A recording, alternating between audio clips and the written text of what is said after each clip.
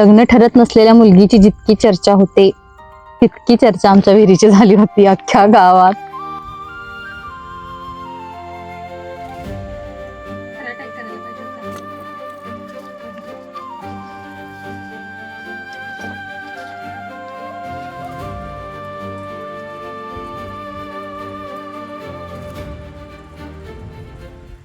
रोपची कामं वगैरे होती त्यामुळे इकडे फारसा वेळ देता आला नाही, पण आमच्या म्हशी घेऊन बाबा इकडे चरायला येत होते आणि त्या वेळात त्यांनी दरवाजा आणि फ्रंट साइड बनवून ठेवली होती बांबू पासून. आणि आता तुम्ही बघू शकताय म्हणजे कडनं आम्ही साडी लावली, त्यामुळे थोडासा वारा थांबवला साड्या वगैरे लावून आणि इस्तू पेटवला. इस्तू म्हणजे विस्तव, आग पेटवली. आणि बघितलं तर जमीन वगैरे अस्ताव्यस्त होती, जरा बाबांनी कटिंग वगैरे केलेलं सगळं साहित्य इकडे तिकडे पडलं होतं, ते सगळं गोळा केलं, बसायला जागा केली.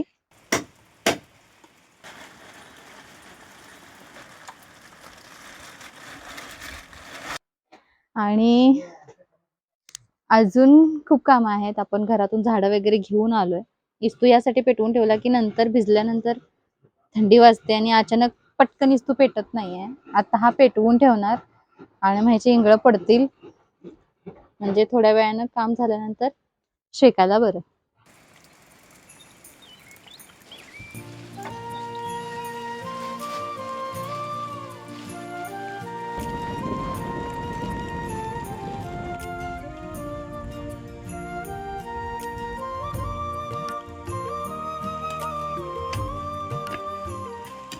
का माहित का, पण स्वतःच्या शेतात स्वतःसाठी जेव्हा आपण कष्ट करतोय तेव्हा थकून पण थकल्यासारखं नाही वाटत. आज येऊन खूप सारी कामं केलीत, रोपा संपल्यात आता आणि थोडा वेळ निवांत आहे, तर कामं करायला चालू आहेत. आजारी एकदम सगळे पडलो आम्ही रोपा संपल्यानंतर, कारण पूर्ण वेळ पावसात पाण्यात असल्यामुळे आजारी पडलो. पण आता ओके आहे आणि जांभूळ झोपडीकडे येऊन बरीचशी कामं करायची आहेत.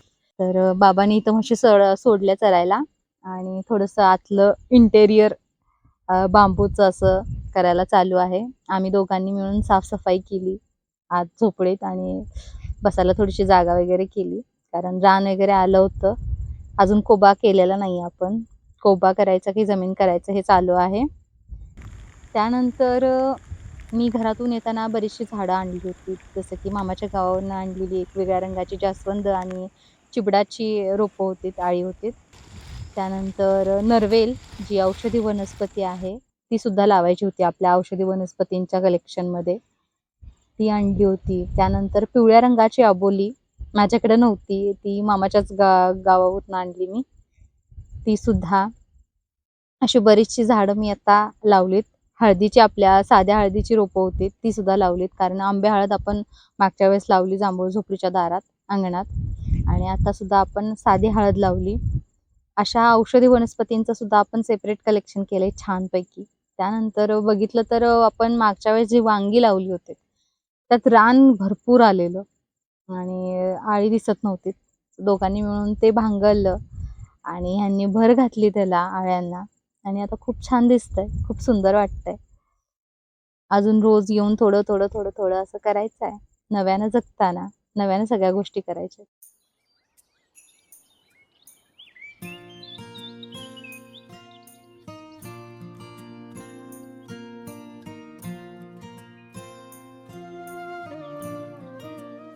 लग्न ठरत नसलेल्या मुलगीची जितकी चर्चा होते तितकी चर्चा आमच्या विहिरीची झाली होती अख्ख्या गावात. पाणी लागलं नाही, पाणी लागलं नाही, चुकीच्या ठिकाणी विहीर मारली किंवा असं झालं तसं झालं.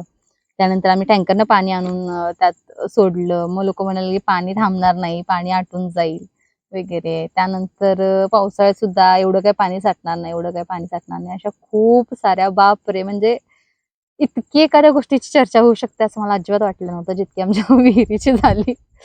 मे बी व्हिडिओज बनवते त्यामुळे असेल कदाचित, पण चर्चा झाली.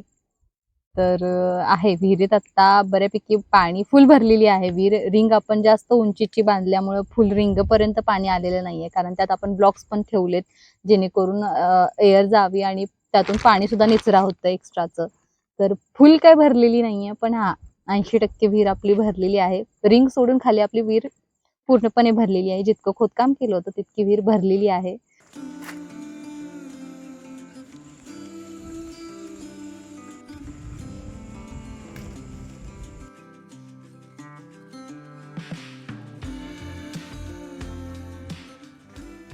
कसली पगारवाढ आणि कसली पदोन्नती.